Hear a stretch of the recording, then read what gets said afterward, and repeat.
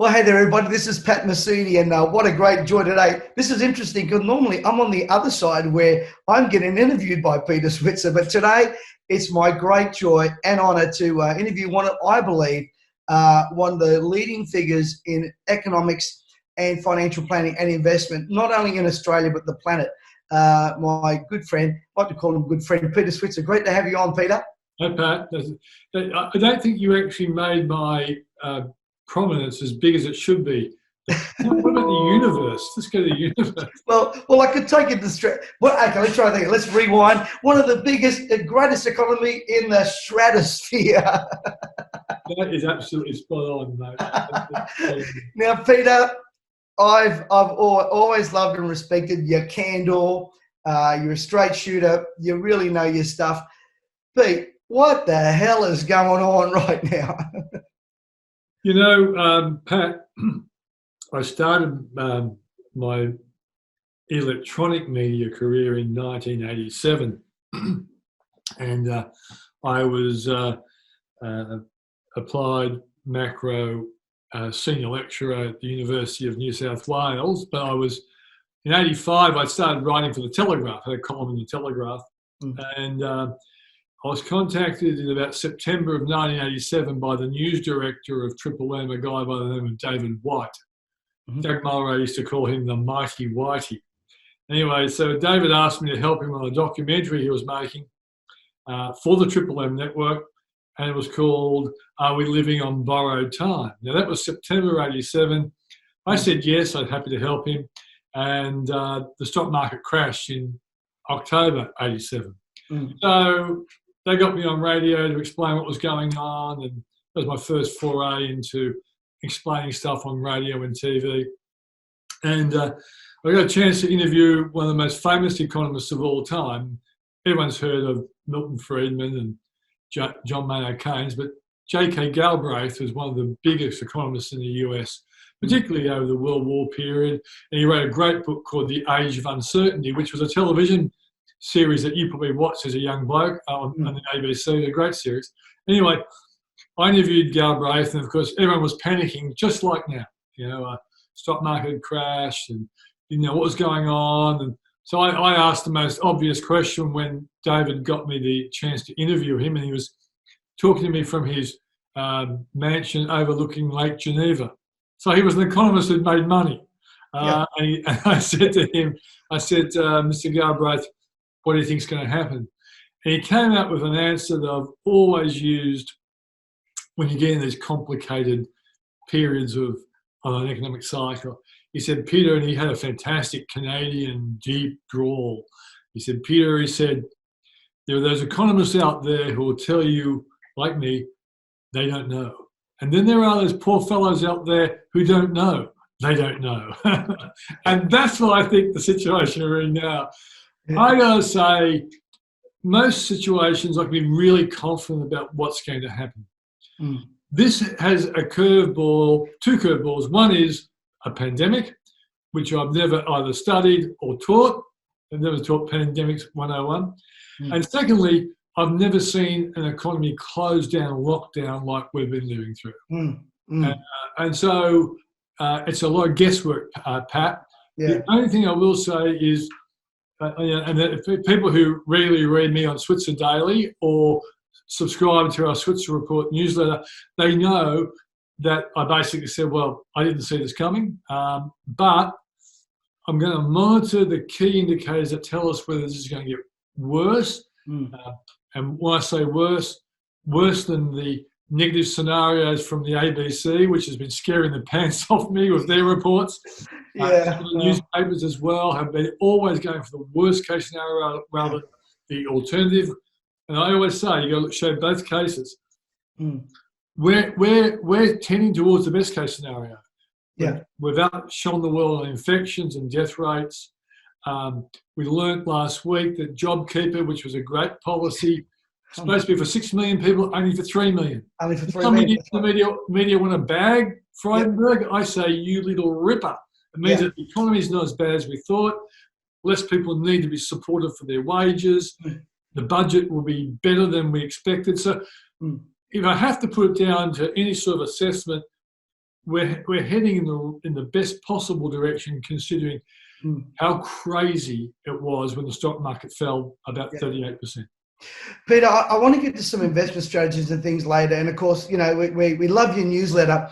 When I read that, you know, the media, and again, we're all part of the media one way or other, they just love to dramatize and catastrophize. I mean, we were going to have football fields and hospital beds and all this sort of nonsense. And where is it? I mean, in Queensland, we've got one person that today. Now, I've got relatives that work in the healthcare system. They're bored. And I don't know, and again, I've got to be careful what I say. I don't know whether our premiers all go to the same school of stupid, or whether I'm just, you know, maybe missing it when you've got a state like Queensland that thrives on tourism, no cases or one today, and we shut and continue to shut down an economy. I don't get it. And I mean, I don't know. I don't want to ask you, well, do they all go to the same school called stupid, or what is it? Can we get you to run the country? Metaphorically, they might have gone to the same school.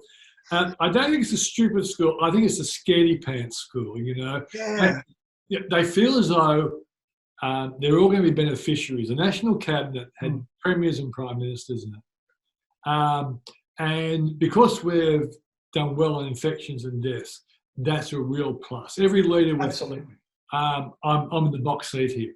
Yeah. But a number of the premiers, or most of the premiers, have shown a lack of guts in saying, all right, we now have to take a bit of a risk and start opening up the borders. We have to allow people to get public transport, get back in the offices. And it seems to me, Pat, they're not entrepreneurial. People like you and me are entrepreneurial. Yeah. We understand the importance of getting back to work. But, you know, I would say, look, if you want to ride on public transport, you have to wear a mask. I don't care if they work or not, you wear them. And if you want to go into a hotel or a shopping centre, you have to wear a mask. It'll only be for a couple of months until we make sure the worst is over. But I would do something functional. But people say, right, yeah, I don't think they're right, but and we'll make masks cheap. We'll make sure that they're not expensive. Well, if you go into a Westfield shopping centre, they hand you a mask on the way in, stuff like that. Absolutely. I mean, that's what premiers should be out there doing if they were economically inclined and entrepreneurially savvy. Peter, in your newsletter, and this is where I want to, you know, I wish you, honestly, I wish you were our, you know, economic advisor, because we'd be out, we'd be running, we'd be doing stuff with, of course, safety measures. Now, one of your newsletters once, you said that the worst kind of education is free. And I agree with you. I concur with you 100%. What do people need to be educated in right now? And what can you offer people? Because you're a trusted voice. And what is there in education that you think people need to educate themselves right now in this current climate and for the future? Yeah. Look, I wrote a story for Yahoo recently, which yahoo.com.au, and they actually tweeted it, and I actually said, this is a perfect time for those people who have been locked up at home and haven't been able to go to their office or to their workplace. I said, this is the perfect time to do a SWOT analysis on yourself and find out what your strengths, your weaknesses, opportunities, and threats are. Yeah.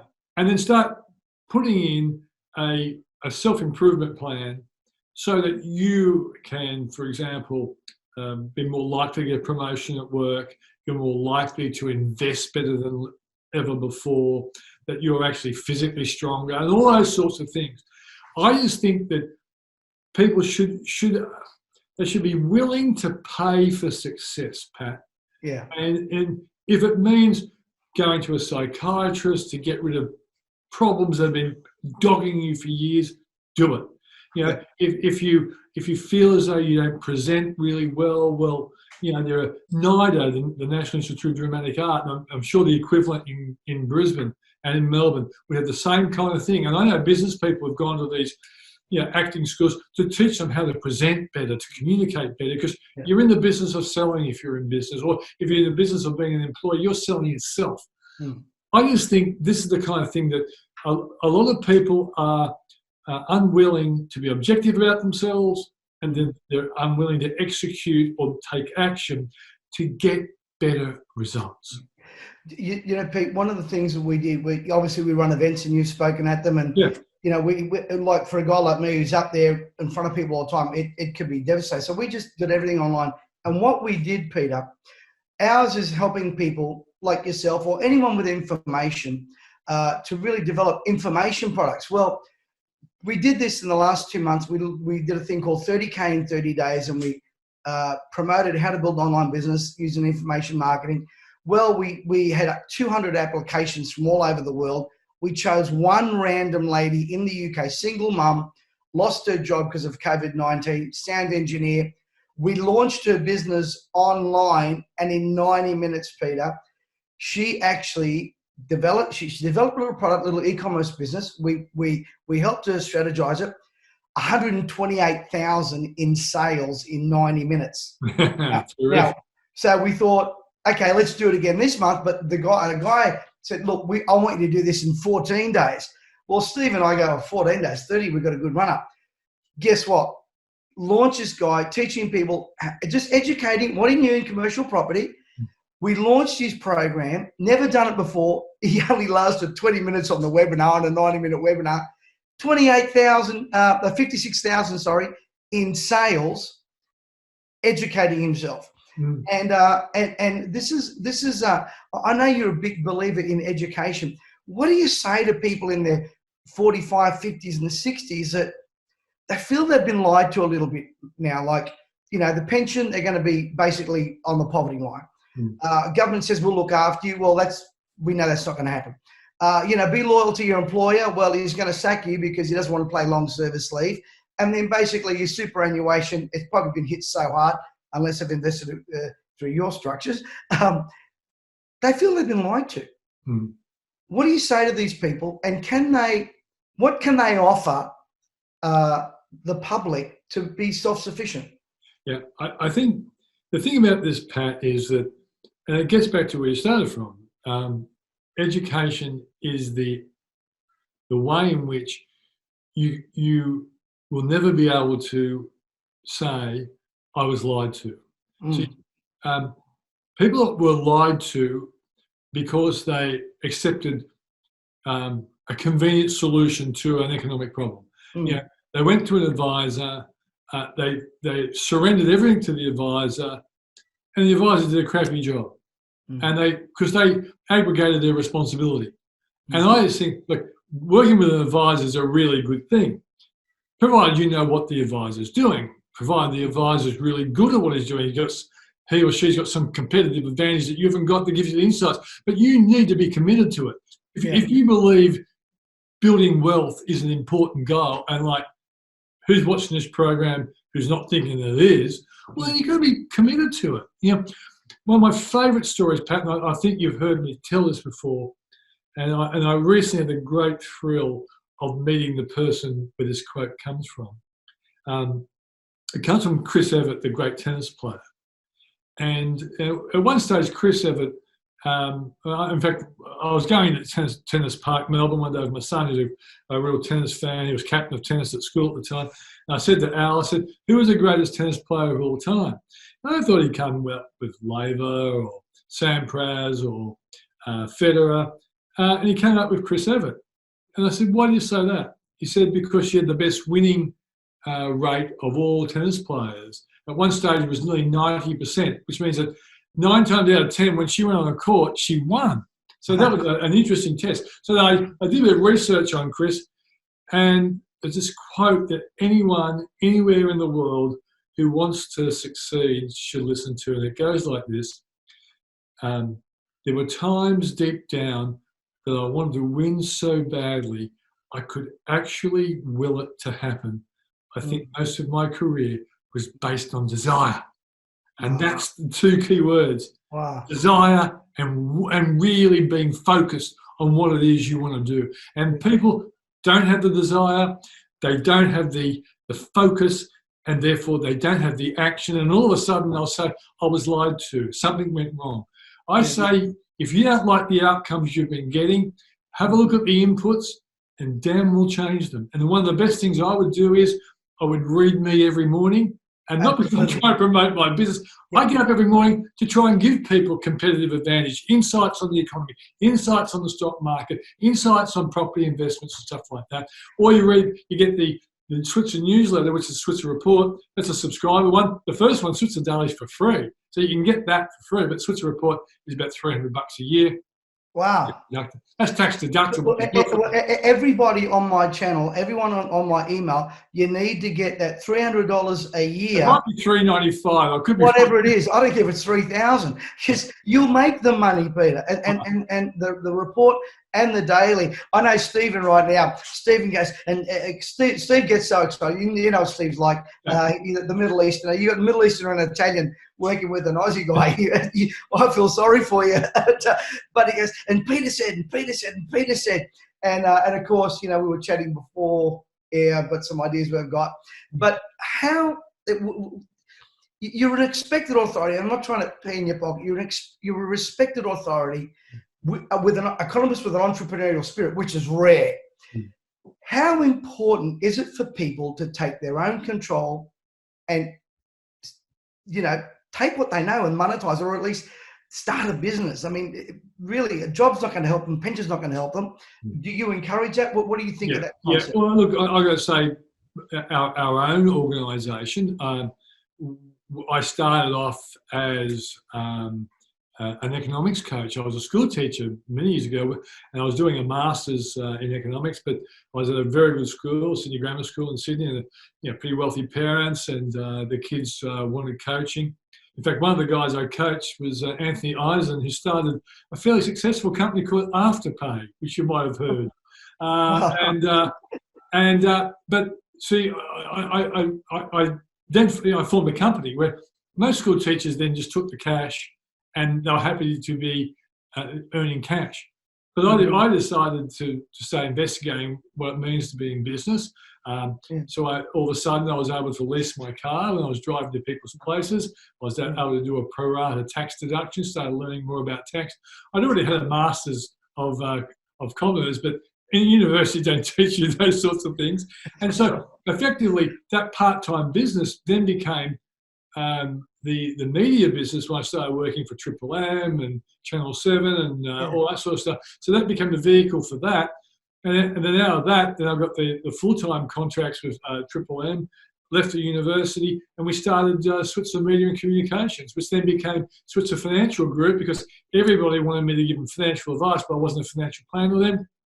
So I went out and got qualified, became a financial planner, and now we're employing about 30, 40 people here. Plus we've got a magazine business. In total, I guess all the stakeholders probably get close to 60 people. Wow. Yeah. You're educating people on what you know, which is and doing a great job. Peter, what because there's a lot of our people out there that know you through our relationship and so forth. What is your ideal client? If you say this is my ideal client, what would that be? I think aspirational people are really important. We have a real lot of retirees, people who've worked hard their whole life and they've retired with $1 to $2 million, and they're the sort of people who don't want to do their own work.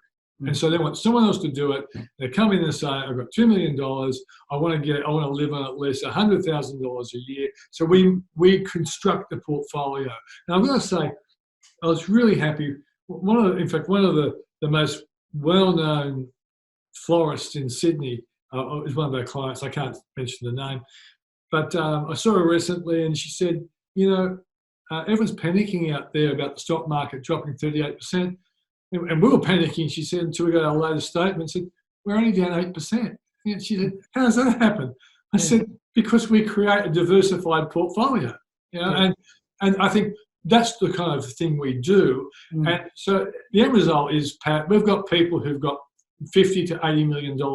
We manage them. We've got people who've got but younger people in their 40s and 50s, they might come with a couple $100,000. We manage them differently than a retiree. Yeah. But anyone who's aspirational and is prepared to really invest, we can help them. So, Pete, let's say I'm 60 years old. I've only got 100K in super. Yeah. I'm stuck.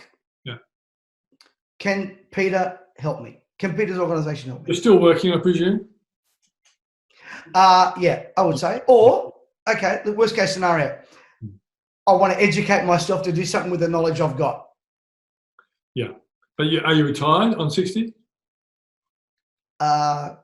Because obviously, with 100,000 in super, you have to tap into the pension system, and you get a full pension.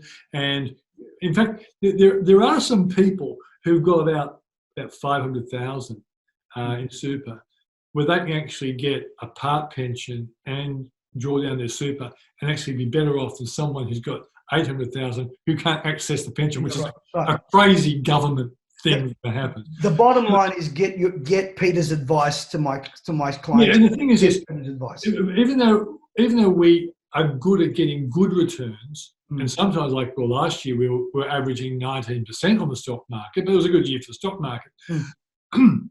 Advisors that often will bring to the table information about rules and tax and things like that, which can give you an enormous benefit that you would never get unless you're prepared to read all the rules around superannuation, read all the rules around tax and stuff like that. If you are good at business yourself, maybe you need to get someone else to look after that part of your life. And I think people understand that.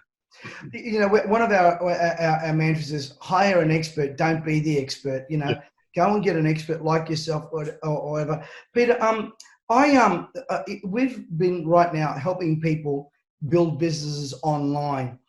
What do you see as the future of online business, especially in the information arena? Oh, well, I think it's been given a boost by the coronavirus. I think more people are at home than ever before. See, a lot of people don't pick up skills because they're too busy. Yeah. They're too busy going to work. They're too busy looking after their kids. And so they might have heard of a thing called Zoom, but they've never ever done it. But the coronavirus has made them look at Zoom and Skype and all that sort of stuff. And they also probably have spent more time, trawling the internet for stuff that they're interested in that really could make them better at work. I said one of my stories I wrote, I said, if you've got time on your hands because of this, go and read. Well, for example, I've got a book out there called Join the Rich Club, which is just written for people to try and understand how to build wealth in a very simple way. But if you've got confidence problems, I'd read something like what Tony Robbins has been putting out for years. If you want to start a business, you read something like Losing My Virginity by Richard Branson. That's a great book for people in small business. This is the time to reach out for experts. And I'll give you one fantastic example. You and I know the value of mentors, but some people can't access great mentors because they've got no connections. Well, Jim Collins, who wrote one of the greatest books of all time, which I know you've read, From Good to Great. Yeah. When he was a young man, he didn't have any connections whatsoever, so he decided to read the books of some of the greatest business minds of all time, and he called those people his virtual involuntary mentors. Wow. I took from the book as if they were talking to me, and I learnt stuff to give me competitive advantage. Yeah. What a great piece of advice. Absolutely. Pete, I know you're busy. I'll just a couple more questions. When we started, we've been telling people go online, and if you're not online, you're going to be off track. If you don't, I mean, even my great friends, like John McGrath, they're moving their whole, real estate online, and we've been telling people this. One of the things that concerns me is when people in their 50s and 60s discard years of knowledge that they've got, and they don't see that they've got incredible knowledge that they could monetize and getting them in the right niche. Now, for example, there's a certain niche that you appeal to that, maybe an 18-year-old is not going to be, your guy, but you appeal to a certain niche. What do you say to people? Because this is an investment in the way they can create wealth. What do you say to people say, well, who's going to want to really listen to me? I mean, why would they listen to me? Okay. Great question. Imagine that you were the best panel beater in Queensland, and that was your business, or you worked for Sun Super in one of their shops or whatever, but you were really good. and you've now retired and you don't like being retired and your super might have gone down in the last crash, you can go on, you can set yourself up online as a mentor, an online mentor to anyone in the car industry who's in business for themselves. And you might say, I will do this online with you 1 hour a week. We'll lock it in. And if you like what I'm doing, I'll charge you $100 an hour, or $100 for 2 hours. And anyone out there who really wants to succeed would think to themselves, well, this guy's right in my space. His credentials are fantastic. You put that on your website with the credentials and what skills sets you've got and stuff like that. And I reckon there'd be a whole lot of people think, I might just give this guy a go. If he's no good, okay, no skin off my nose. You might even give the first one free to prove how good you are. And that's exactly the kind of, you got to think outside the square. Yeah. One of the best people I've ever interviewed, Pat, aside from you, of course, was a well-known guy called Edward De Bono. What a genius. A genius. And he was the hardest interview I ever did when I used to do the Talking Business program on Qantas, because he was so smart. He was smarter than me by a country mile. And when you're interviewing Pat, I've always found that the one thing that made me feel a bit insecure is if you're asking really good questions, but you're not understanding the answers. That makes me feel pretty. And I think he kind of got that. And I actually said to him, I said, Edward, some of these answers are fantastic, but we've got very normal people as well as brilliant people listening to this program because it was going out on Qantas in those days. I said, would you mind give us an example to explain what you're saying? He said, Peter, I'll give you a story. And you've heard the story. And he said, it came from him. He gave it to me. And you've obviously used it before. He said, two boys walking in the forest without any shoes on, and they encounter a grizzly bear. And one kid goes to his satchel, starts putting on his running shoes, and the other kid says, what are you doing, you idiot? Even with running shoes, you'll never outrun a grizzly bear. And then the other kid said, I don't have to outrun the grizzly bear, I have to outrun you. That's exactly right. And and so his lesson was, if you want to win, you have to get the running shoes to give you the competitive advantage. Absolutely. And if you're not looking for a competitive advantage in everything you're doing, what's the old saying? You're a burden to yourself. You're a worry to yourself and a burden to others. Yeah. Yeah, that's an old saying that you and I would have been brought up with. But that's true, Pat. People don't try hard enough to make themselves better.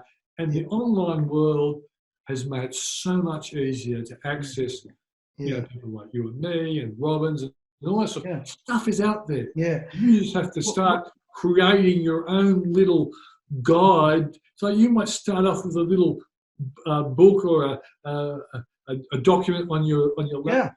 And free report. Yeah, and you might put on that subject, me. Me, exactly. That's right. John wrote a book called You Inc. And that was a great idea.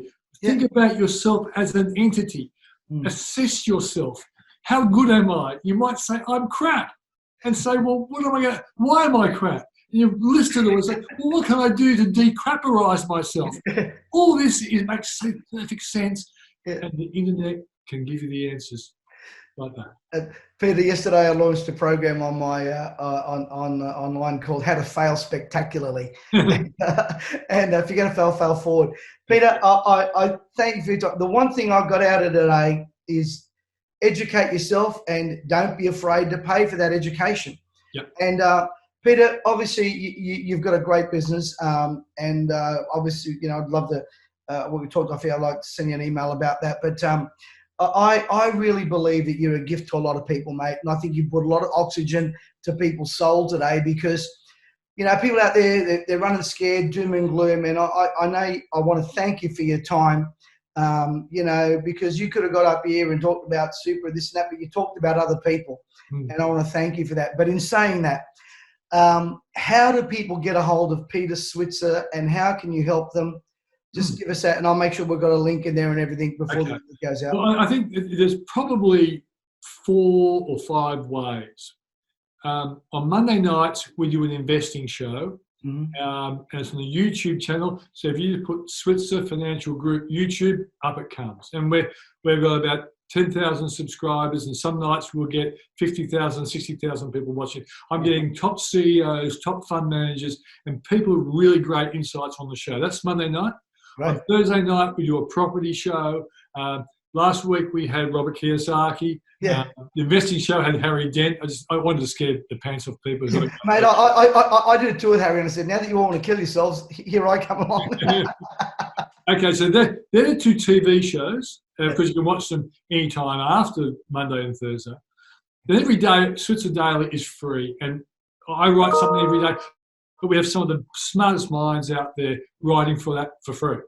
And then there's a Switzer Report. I think it's $3.95. I've been told, and that I've secured some of the best stock tipsters in the country. For example, we've got Tony Philston, who used to be the editor-in-chief of BRW magazine. Remember when there was no internet? BRW magazine was the best place to go for that kind of stuff. Well, Tony writes for us. We've got Charlie Aitken and all that, Julia Lee, all those sort of people are giving their best views in that. And then we've got the Switzer Daily, Switzer Report. And finally, if you want a book that's really easy to read, my new one is called Join the Rich Club. If you go to switzer.com.au and put /Rich Club, you'll get it. And it's $24.95. Fantastic. The cheapest way to becoming rich I've ever seen. And on the front of the book, I have a quote that really you'll love, Pat.